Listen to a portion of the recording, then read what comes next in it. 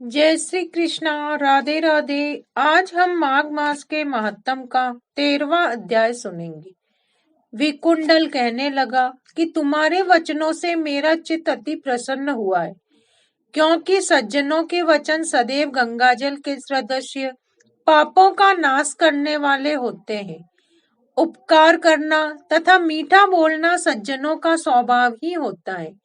जैसे अमृत मंडल चंद्रमा को भी ठंडा कर देता है, अब कृपा करके यह भी बतलाइए कि किस प्रकार मेरे भाई का नरक से उद्धार हो सकता है।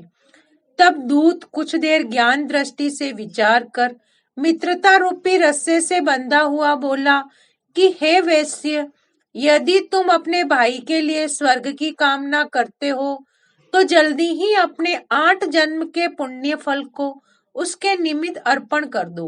तब विकुंडल ने कहा कि हे दूत, वह पुण्य क्या है और मैंने कौन से जन्म में और कैसे किया है, सो सब बतलाओ, फिर मैं अपना पुण्य अपने भाई को दे दूंगा।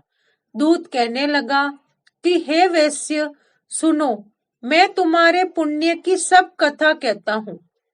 पूर्व समय में मधुवन में साल्की नाम का ऋषि था। वह बड़ा तपेश्वरी, ब्रह्मा के समान तेज वाला था। नवग्रह की तरह उसकी स्त्री रेवती के 9 पुत्र थे, जिनके नाम ध्रुव, शशि, बुध, तार, ज्योतिमान थे। इन पांचों ने गृहस्थ आश्रम धारण किया और निर्मोह, जीतमाय, ध्याननिष्ठ और गुणातग ये चारों संन्यास ग्रहण कर वन में रहने लगे। ये शिखा सूत्र से रहित पत्थर और सोने को समान समझते थे। जो कोई अच्छा या बुरा उनको अन्न देता वही खा लेते थे। कोई कैसा भी कपड़ा दे देता उसको ही पहन लेते। सदैव ब्रह्मा के ही ध्यान में लगे रहते। इन चारों ने व्रत, शीत, निद्रा और आहार सबको जीत लिया। बस चर और अचर को विष्णु रूप समझते हुए मौन धारण करके संसार में विचरते थे। ये चारों महात्मा तुम्हारे घर आए, तब तुमने मध्याह्न के पश्चात भूखे प्यासे इनको आंगन में देखा तो तुमने गदगद कंठ से आंखों में आंसू भरकर इनको नमस्कार करके इनका बड़ा आदर सत्कार किया।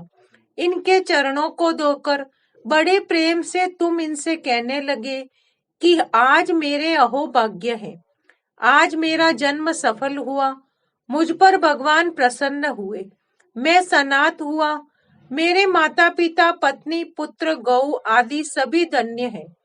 मैं आज मेरे हरि के सदृश्य आपके दर्शन किए, सो हे वैश्य, इस प्रकार तुमने श्रद्धा से उनका पूजन किया और चरण धोकर जल को मस्तक से लगाया। फिर विधि पूर्वक इनका पूजन करके तुमने इन सन्यासियों को भोजन कराया। इन सन्यासियों ने रात में भोजन करके तुम्हारे घर में विश्राम किया और ब्रह्मा के ध्यान में लीन हो गए। इन सन्यासियों के सत्कार से जो पुण्य तुमको मिला सो मैं भी कहने में असमर्थ हूँ, क्योंकि सब भूतों में प्राणी श्रेष्ठ है।